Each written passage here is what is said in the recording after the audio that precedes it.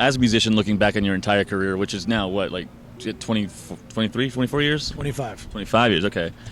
Is there anything in the catalog that you don't like maybe as much now as when you wrote it, like because you've grown as a musician? I wouldn't say that I don't like songs that we wrote. Maybe, some production ideas I thought we could have changed here and there. Maybe added more keyboards on some parts, but that's really about it. Is there any album that didn't catch on like you thought it would, or something, maybe what you think is most underrated or overlooked album? Well, obviously our first record, you know what I mean? Hey, Martyr's still one of my favorites, though. Yeah, we still play it live, but there's a lot of people who don't know that record still, even though they're a Fear Factory fan, they don't really know that record. It was the beginning of our career. We were experimenting. What did we know? We were kids. We threw 17 songs on one record. That's a lot of songs. Yeah. That's 2 albums. It is. You know what I mean? We pretty much just gave away a whole other album. It's usually we're losing 3, basically, right? Yeah. No, maybe not. Your personal own preference. What other album would you want to celebrate the anniversary of by playing it all the way through? Come on, you know the answer to that. Obsolete. Of course. That's my favorite, too. Oh, yes. I knew it. Obsolete.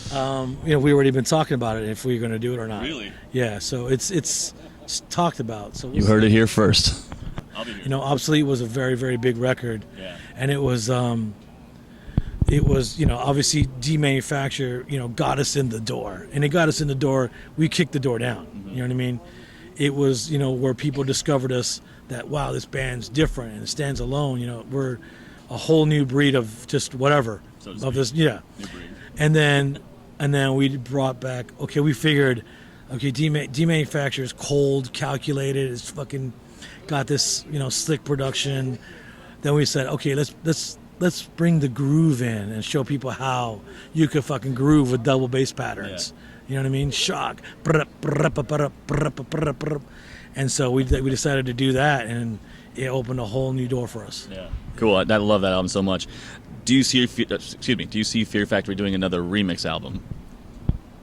No. No? No. Why? Because we just felt it was overdone. You know what I mean? We did 2. We did Fears of Mind Killer. We did Remanufacture. Right. Even though they were very successful. But right after that, everybody started doing it. I mean, everybody under the sun was doing remixes. And we're like, it's played out. And then like a whole new generation of people started doing EDM remixes and dubstep remixes. Like, You did it first, though, so that's good. Well, I think we did it first in the sense where as extreme as it was. Because if you take Soul of a New Machine and you bring in industrial techno dance music with Bert going, "Roar," it's like, who the fuck heard that? Yeah, exactly. You might have heard something very rare, maybe in Europe, but no one's ever really done that. And again, that's taking a chance. Right. A lot of people didn't like it.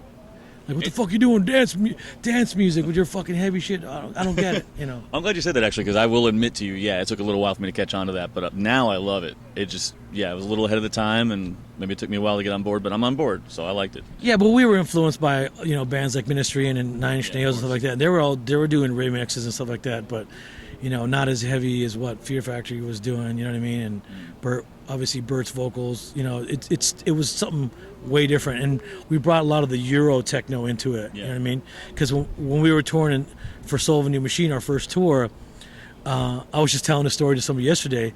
We actually, toured Europe a lot, and out there in Europe in the early '90s, raves were really big.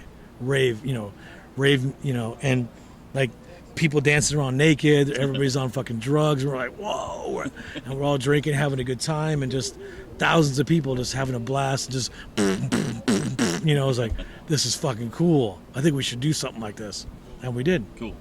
Well, I got one more for you, and it's a generic question. I ask it to a lot of people I interview, and I just have to ask it now. And it's kind of deep, so I need you to think: Priest or Maiden?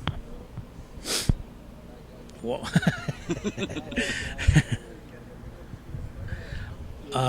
Priest or Maiden what? No. Judas Priest or Iron Maiden? Which one do you prefer? Priest or Maiden what? Oh, which one do I prefer? Yeah, okay. I'm just trying to make it hard for you. Okay. That's what she said. Hey. God, good question. That's a hard one. It's she said that too? I wouldn't choose. I mean, No. I'd choose both. I mean, you couldn't you couldn't go wrong with either one. When I sat down with the drummer from Exodus and the drummer from Obituary, I made them choose, and they both said Priest. And I'm a Maiden guy, so I want to get Maiden some points here. But I'm trying to think of. I think I've actually learned more Maiden riffs than I have Judas Priest riffs. We'll take that. We'll take it as a Maiden. There you go. That's about as much as I can give you. Awesome. Well, that'll do. Genexus is out now. We're here in Demanufacture all the way through tonight. Thank you so much, Dino. It's been a pleasure talking to you. I appreciate it. The new album rules. Check it out. See you inside.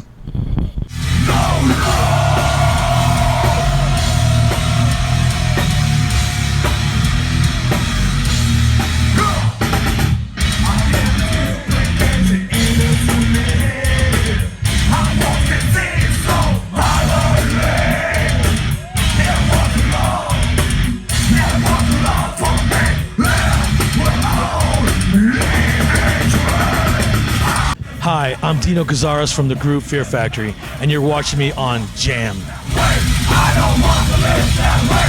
I don't want to live that way.